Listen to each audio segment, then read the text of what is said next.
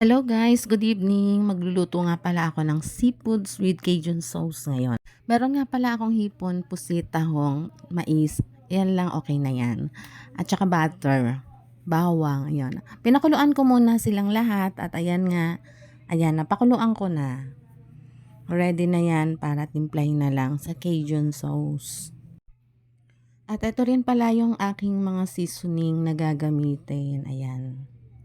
Una ko ngang ginawa, tinunaw ko na yung butter dyan sa kawali. At isinunod ko na rin yung bawang. Ayan, napakabangon yan kapag hinalo mo na dyan sa butter. Ayan, lulutuin lang yung bawang, maging crunchy siya. Masarap kasi pagka medyo crunchy.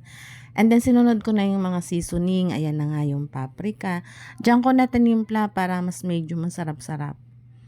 Sinunod ko na rin yung cayenne powder, chili powder, oyster sauce, tsaka garlic powder. At syempre, nilagyan ko na rin ng konting asin, konting asukal. Ikaw na bahala magbalanse ng timpla sa panlasa mo. And then, inilagay ko na isa-isa yung mga pinakuluan ko. At ayan nga, halo-halo lang. Napakasarap niyan guys. Paborito yan ng mga anak ko. Try nyo din po. Sobra. At ayan nga, naluto na ang aking seafoods with Cajun sauce. Ayan, nakakagana yung kumain. Ang sarap. Ayan, di ba? Mukhang masarap. Yun lang po, kain po tayo. Salamat. Good evening.